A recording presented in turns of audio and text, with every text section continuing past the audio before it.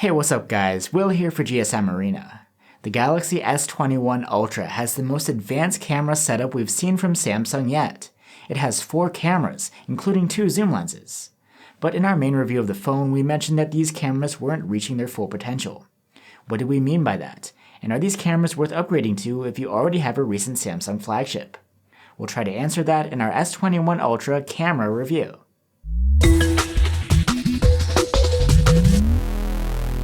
The S21 Ultra is Samsung's premier flagship phone, and it brings a more advanced camera setup than any of the others.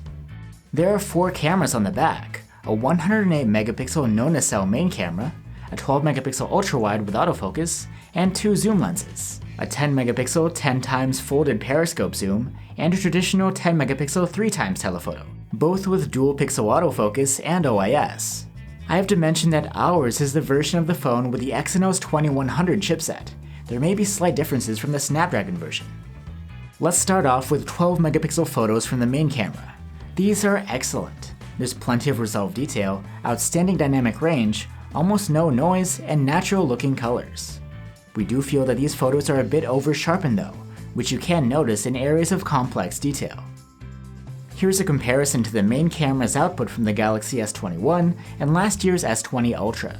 The differences are quite small, slight changes in colors, sharpening, and dynamic range due to the camera processing.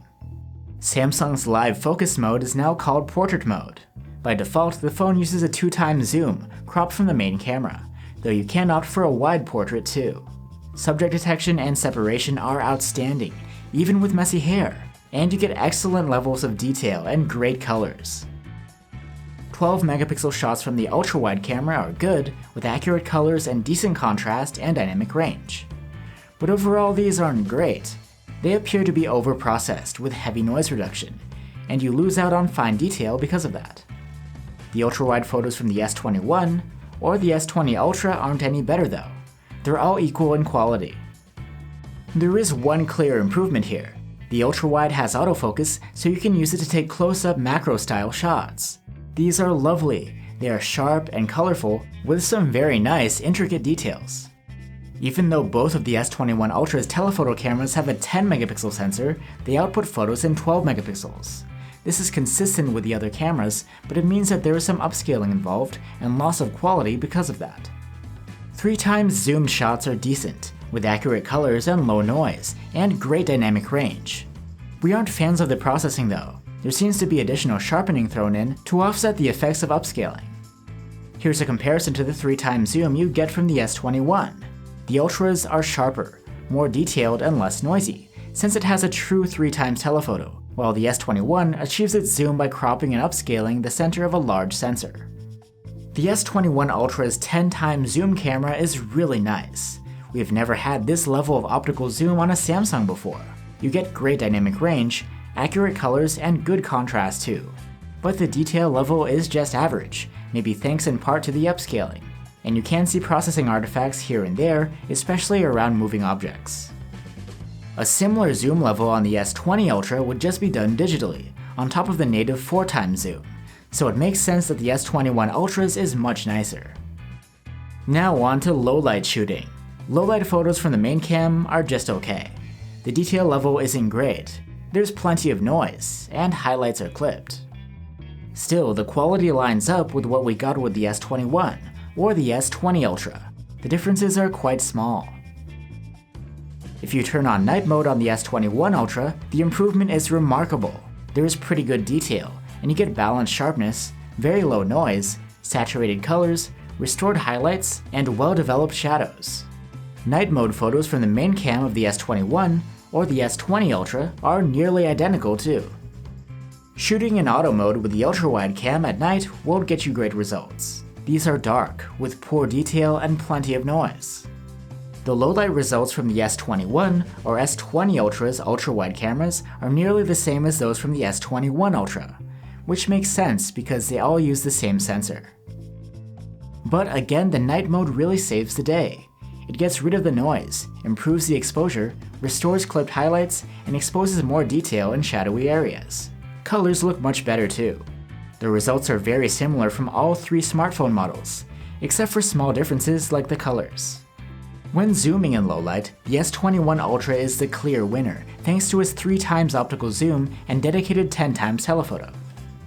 The 3x telephoto is able to take shots at night if it isn't too dark. These photos are decent, with enough detail, and the noise is kept low. Night mode again works its magic here, bringing you quality that's just as great as the main cams, with improved detail, excellent exposure and color saturation, and low noise. In a similar fashion, the 10x zoom camera will kick in only if there is sufficient light. Its photos at night are good, with surprisingly low noise and accurate colors. Night mode isn't so useful with this camera though. It improves exposure, but otherwise there isn't much improvement. And unless you stabilize the phone somehow, you may end up with a blurry result. Unlike the other S21 models, the S21 Ultra has a 40 megapixel quad-bayer front-facing cam which has autofocus. It's the same selfie cam we saw on the S20 Ultra. By default, selfies come out in a cropped 5 megapixels, but you can opt for a wider 10 megapixel photo. Overall, these are among the best we've seen from a smartphone. There's plenty of detail, wide dynamic range, and spot-on colors. You can also shoot in the native 40 megapixels, and these are incredibly detailed, great if that's what you're after in a selfie. Moving on to video recording. The S21 Ultra can shoot selfie videos in 4K resolution, and at 30 FPS the quality is excellent, with enough resolved detail, great contrast and colors, wide dynamic range, and low noise. In fact, we could say the same about the 4K footage at 30 FPS from the rear cameras as well. They're not the sharpest we've seen from a flagship, but in all other respects, they are excellent.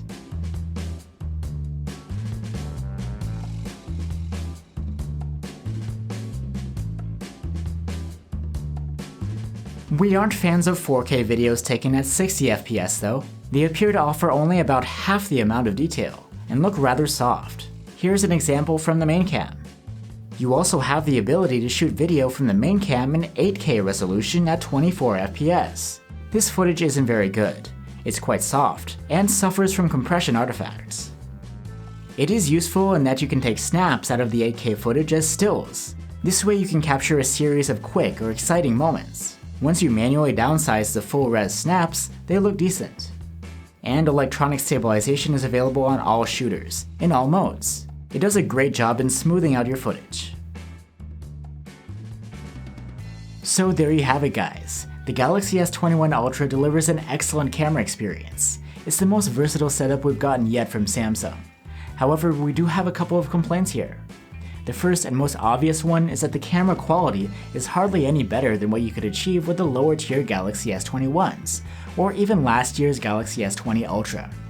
Sure, you have more options and better quality when zooming, but the rest is so similar that it makes it hard to justify upgrading just for the camera's sake alone. And our second issue here is with the camera processing. Zoomed photos would probably look a lot better without the upscaling and sharpening. Photos from the main cam could do with a little less sharpening too, and the Ultrawide seems to have some excessive noise reduction. But these are all things that can be refined by Samsung through software updates. Don't get me wrong, at the end of the day we like these cameras. However, they're not above and beyond what we've seen before, and that's definitely worth taking into account before buying such an expensive device.